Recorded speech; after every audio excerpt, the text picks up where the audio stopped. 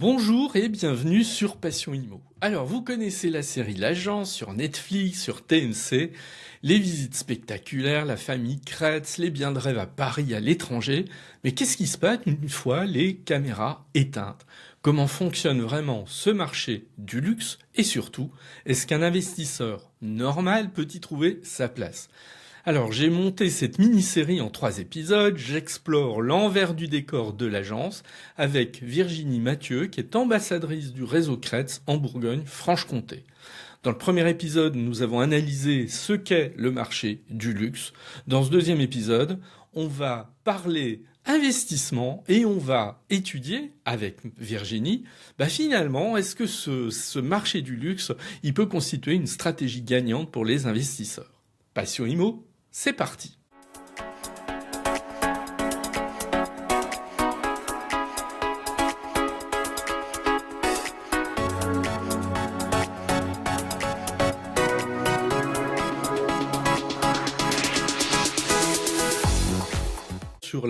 Sur le podcast, je parle souvent d'investissement. On a pu remarquer que ce soit en 2008 ou que ce soit en 2021, on voyait bien que le marché du luxe on avait l'impression, en tout cas, c'est pour ça que je vais te poser la question, on avait l'impression qu'il résistait davantage que d'autres types de biens à une baisse des prix. Est-ce que c'est le cas? Est-ce qu'on peut se dire, quand j'investis dans un bien de ce type, je suis plus à l'abri de fluctuations de prix que d'autres biens immobiliers plus traditionnels? Mm.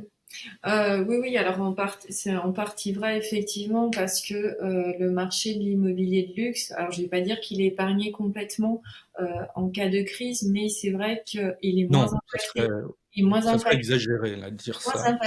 que le marché Ouais, traditionnel. ouais. Justement parce que les biens de luxe reposent sur la rareté et moins sur la conjoncture.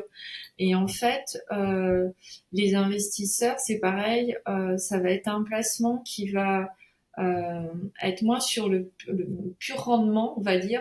Ça va être plus sur la qualité, la rareté du bien. Et ce bien-là, en fait, il va avoir une valeur qui va rester constante dans le temps. Donc, en fait, les investisseurs, ils voient ça comme un placement, encore une fois, patrimonial, émotionnel et une sécurité patrimoniale. Donc on n'est plus dans le même raisonnement pur rendement, Mm. voilà, pure rentabilité. Donc c'est vrai que dans le temps, ces biens-là, ils gardent leur valeur et donc c'est pour ça aussi que en période de crise, on le voit aussi, on a nos clients internationaux ou investisseurs en fait qui sont en quête de valeur refuge, et on sait que l'art, la terre et l'immobilier d'exception Mm. en fait partie. C'est une valeur refuge, donc il y a toujours un pouvoir d'attraction. Même en temps de crise, sur des biens quand ils sont vraiment uniques, même quand tout ralentit, ces biens-là en fait gardent ce pouvoir d'attraction. D'accord. Alors justement, parce que là, ça permet un petit peu d'aller au-delà de la série. Dans la série L'Agence, c'est vrai que très souvent quand même, on a des acquéreurs qui veulent acheter pour occuper. Souvent, c'est leur habitation principale et ils sont à la recherche de ce bien qui va abriter la famille. C'est quand même un motif récurrent de ce qui est présenté. Donc, moi, ce qui m'intéresse, c'est que tu nous dises s'il y a des investisseurs qui achètent des biens de luxe, non pas pour eux, pour les occuper, mais éventuellement pour les louer ou dans une autre optique. Voilà. Ça, cet aspect m'intéresse beaucoup. Oui, oui. La location haut de gamme, on voit qu'elle fonctionne très bien, que ce soit en longue durée, ça peut être pour des familles d'expatriés, des cadres, et des diplomates, ou en courte durée, où là, le bien va être plus perçu en fait comme une expérience, parce qu'on est encore une fois sur un bien unique et rare. Donc oui, il y a un marché de location haut de gamme qui fonctionne aussi très bien, et donc des acheteurs qui achètent dans ce but. Dans le but de louer. Mm. D'accord. Et on va être là plutôt sur de la location nue ou de la location meublée, où on a les deux. Comment ça Alors, se place? en longue durée, ça sera plus sur une location meublée, et Oui, sur de la courte durée, on peut vraiment avoir les deux cas de d'accord. figure. OK. Mais donc sur de la location longue durée, on va être plutôt sur du meublé? Oui, bah plus parce qu'en fait, voilà, si c'est pour des missions ou des familles expatriées voilà, au départ, avant de se projeter, avant de faire un achat, c'est souvent une phase transitoire de location. Ils viennent pas forcément avec voilà tout leurs meubles, etc. Ou pour des diplomates, bah en fait sur de la longue durée, oui, on va être beaucoup plus Ouais. sur des biens meublés. Ouais.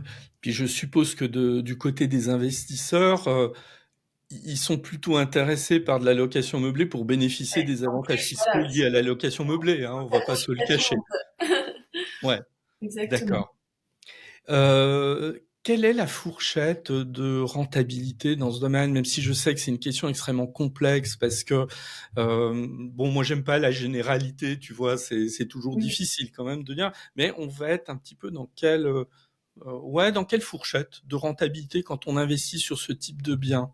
Alors après, bah, tout dépend du bien et surtout de Bah la oui, localisation. Donc c'est difficile à ouais, dire effectivement comme ça. C'est un peu du cas par cas.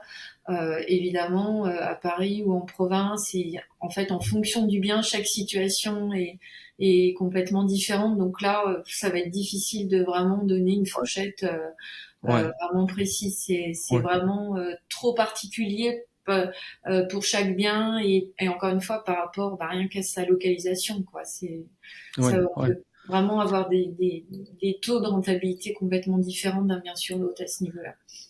Je pose la question parce qu'on a vu la rentabilité moyenne des biens immobiliers s'éroder au fil du temps quand même ces 10-15 dernières années. Et aujourd'hui, on est sur une moyenne de rentabilité brute de l'immobilier en France qui est entre 3,5 et 5,5% brut, donc qui est relativement faible. Donc ma question, c'était un peu, est-ce qu'on peut imaginer, espérer des rentabilités plus fortes quand on investit sur de l'immobilier de luxe, ou est-ce qu'on reste finalement à peu près dans cette moyenne nationale, qui est qu'une moyenne, hein, attention, donc Oui, il y a des encore une rentabilités plus faibles, puis il y en a des plus fortes. Voilà. fois. Oui, donc on sera dans la fourchette haute, on va dire, de la rentabilité et voire plus. Encore une fois, voilà, c'est encore même, enfin même sur un ensemble de biens, en fait, ça sera aussi encore une fois ici une moyenne. Donc on sera sur une fourchette haute et voire plus en fonction des biens. D'accord.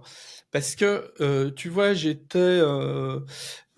suis tombé hier en faisant un peu des petites recherches pour préparer un peu plus notre échange. J'étais tombé sur un article de Capital qui est Mhm. paru l'année dernière et qui parlait de voilà l'agence Kretz et de l'investissement. Et dans le corps de l'article, on nous parlait de rendement à 17%. Alors moi je vais être très franc, je prends parfois avec beaucoup de recul les informations qui sont délivrées dans le magazine Capital. Parfois c'est bien, parfois bon, ils peuvent raconter un peu n'importe quoi. Donc on était quand même sur des rendements très Oui, élevés. alors après, bah oui, enfin, ça dépend encore une fois. Moi, je suis effectivement sur des biens en Bourgogne, mais à Paris, moi, j'ai pas les chiffres. Effectivement, si ça a été dit dans le Capital, je pense que ça sort de quelque part. Donc, moi, j'ai pas les chiffres, voilà, spécifiquement sur la capitale, mais sur un échantillon, je pense, de biens qu'ils ont pris en faisant une moyenne, c'est que je pense que c'est véridique. Bon, en Ouais, tout cas, voilà. mais pas en province. Bah, en tout cas, pas en Bourgogne, en ce Non, qui me non. concerne, pas Ouais. sur. OK. Oui, oui, j'aurais trouvé ça étonnant quand même qu'en province, on atteigne des rendements quand même aussi élevés. Et pour terminer sur cette partie investissement, est-ce que tu es face à des personnes qui, une fois qu'elles ont investi dans l'immobilier de luxe, en prennent l'habitude, bon, c'est pas le mot, mais disons, se dit, bon, moi, je vais investir sur un deuxième bien, un troisième bien, etc. Je veux dire par là, est-ce que ce sont des investisseurs qui ont une couverture financière telle qu'en général, ils se contentent pas d'investir dans un bien immobilier, mais ils n'hésitent pas à investir sur plusieurs biens immobiliers.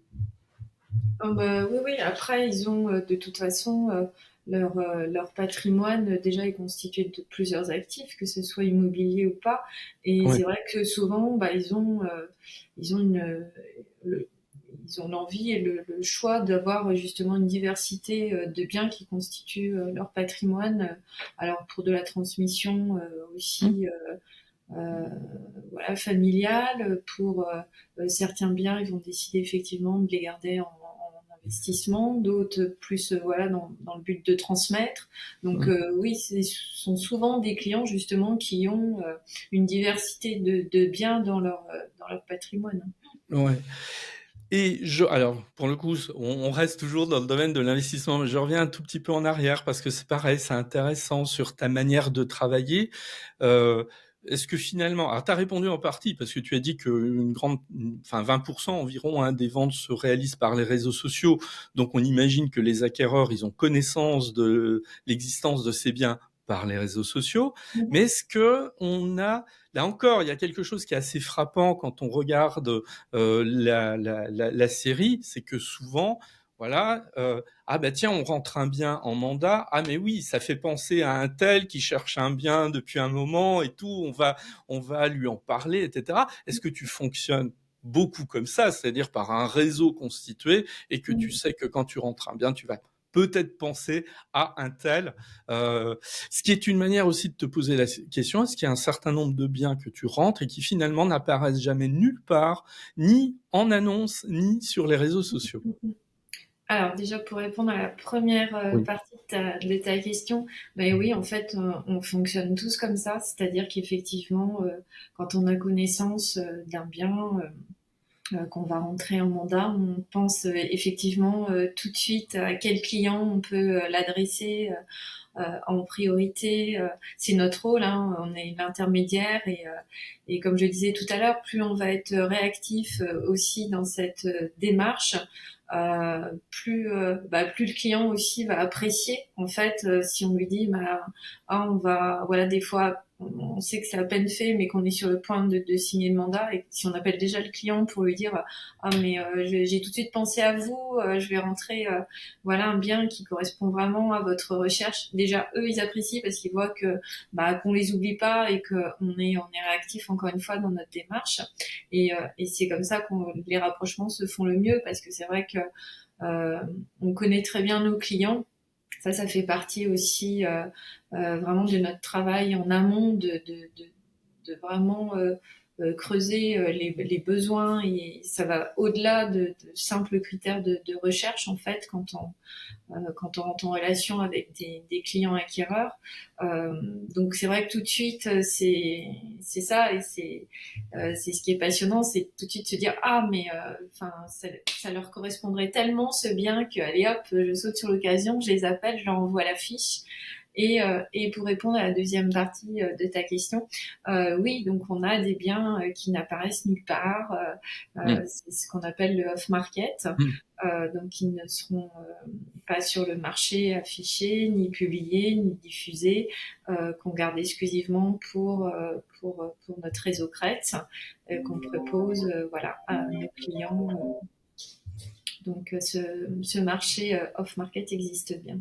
Ce deuxième épisode est terminé. Je vous donne rendez-vous dans le troisième épisode de notre mini-série consacrée à l'immobilier de luxe. Alors, dans ce troisième et dernier épisode, Virginie, notre ambassadrice du réseau Kretz, va nous montrer l'envers du décor, comment fonctionne l'agence Kretz, et on répondra à une question existentielle et fondamentale. La famille Kretz, est-ce qu'ils sont vraiment aussi sympas en vrai que dans la série ?